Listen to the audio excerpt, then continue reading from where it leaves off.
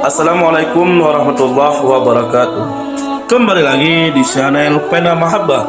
Pada kesempatan kali ini kita akan membahas masalah yang diinginkan oleh penghuni neraka. Dari Sa'id bin Abi Burdah dari ayahnya, ia pernah berkata, Rasulullah SAW bersabda, apabila penghuni neraka telah berkumpul di dalam neraka dan bersama mereka adalah orang-orang yang dikehendaki Allah Ta'ala dari ahli kiblat, maka orang-orang kafir berkata kepada mereka, hai orang-orang muslim, bukankah kalian termasuk orang-orang Islam? Mereka menjawab, iya, kami merupakan orang-orang Islam. Orang-orang kafir berkata lagi, apakah Islam kalian tak cukup sehingga kalian tinggal bersama kami di dalam neraka?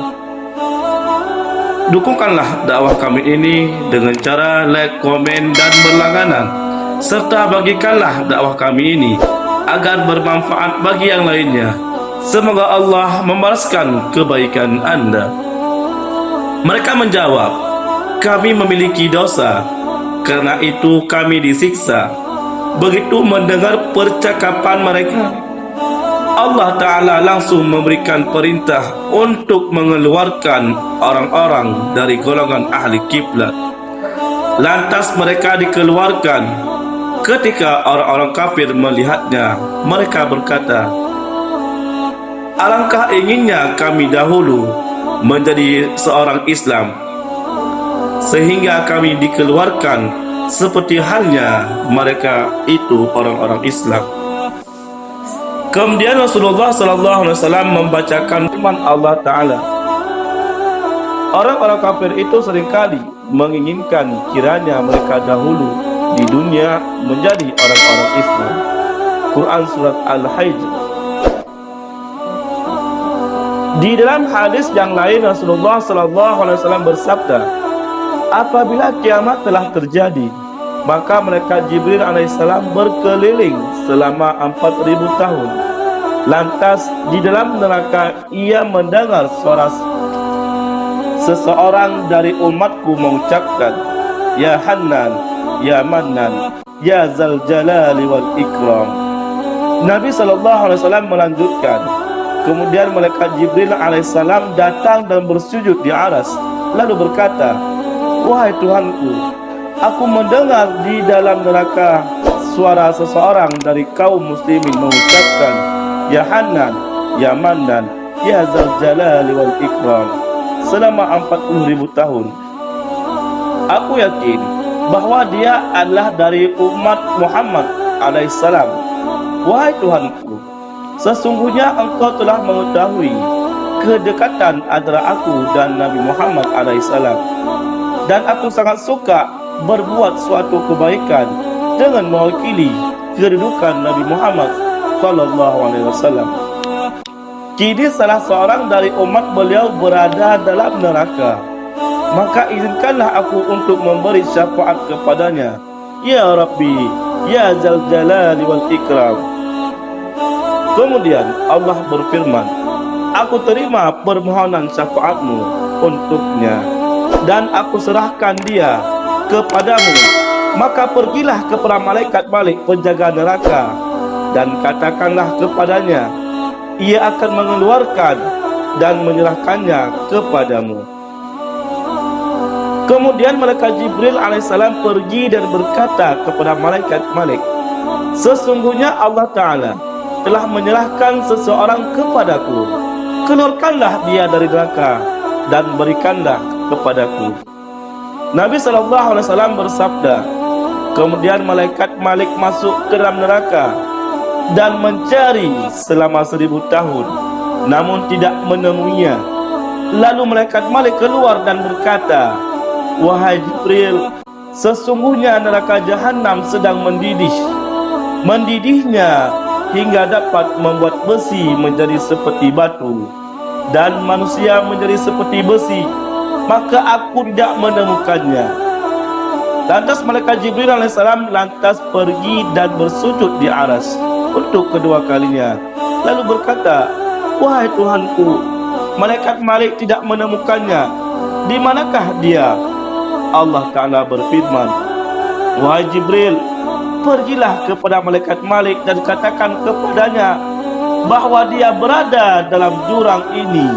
Riwayat yang lain menyebutkan dia berada dalam pojok jurang ini dan sumur ini. Kemudian malaikat Jibril alaihissalam pergi dan mengabarkan kepada malaikat Malik tentang keberadaannya. Lantas malaikat Malik pergi ke dalam jurang tersebut dan menemukannya di sana dalam keadaan tersungkur, dibelit ular, dikeroyok kalajengking, dan dibelenggu dan dirantai. Lalu malaikat Malik memegang sebagian dari anggotanya yang telah menjadi seperti arang, mengerak-gerakkannya dan menariknya hingga ular dan kalajengking itu rontok. Kemudian ia menggerak-gerakkannya kembali hingga belenggu dan rantainya terlepas. Lantas orang-orang tersebut menghadap kepada malaikat Malik dan berkata, apakah engkau datang kepadaku karena hendak menambah siksaku atau hendak menyelamatkanku? Malaikat Malik menjawab, masalah itu aku tidak tahu, melainkan malaikat Jibril sedang menunggumu. Lantas malaikat Malik membawa dan menyerahkannya kepada malaikat Jibril alaihissalam. Lalu malaikat Jibril menerimanya dan langsung membawanya pergi ke tiang Arasy. Dan tidakkah malaikat Jibril melintasi salah seorang pun, melainkan ia berkata, ini adalah fulan yang berada di dalam neraka Jahannam selama 40.000 tahun. Kemudian orang tersebut berserta malaikat Jibril berdiri di samping Arasy. Dan Allah Ta'ala berfirman, wahai hambaku, apakah firmanku tidak jelas bagimu? Apakah aku tidak mengutus seorang rasul kepadamu? Apakah rasul itu memerintahkanmu berbuat kebaikan dan tidak mencegah dari perbuatan mungkar? Hamba itu menjawab, iya wahai Tuhanku, akan tetapi akulah yang zalim kepada diriku sendiri. Aku mengakui akan kesalahanku semuanya. Semoga engkau mengampuni, wahai Tuhanku. Demi apa yang aku ucapkan selama 40 tahun di dalam neraka, yaitu Ya Hanan, Ya Mannan, Ighfirli. Wahai Zat yang Maha Pengasih, wahai Zat yang Maha Pemurah, ampunilah aku. Allah Ta'ala berfirman, aku mengampunimu. Aku serahkan dirimu kepada Jibril dan aku bebaskan dirimu dari api neraka lantaran syafaatnya. Nabi SAW melanjutkan, lantas malaikat Jibril membawanya pergi ke surga, memandikannya dengan air kehidupan dan air telaga Kausar, hingga tanda-tanda ahli neraka hilang darinya. Kemudian setelah itu malaikat Jibril memasukkannya ke dalam surga dan menyerahkannya kepada Nabi Muhammad SAW dan berkata, wahai Nabi Muhammad, aku lakukan ini kerana mewakili kedudukanmu. Nabi alaihissalam bersabda, baiklah. Di dalam sebuah hadis disebutkan bahwa Hasan al-Basri berdoa, ya Allah, jadikanlah aku termasuk orang-orang yang selamat dari api neraka Jahannam setelah 40.000 tahun. Jika memang aku harus masuk neraka lantaran keburukan dosaku.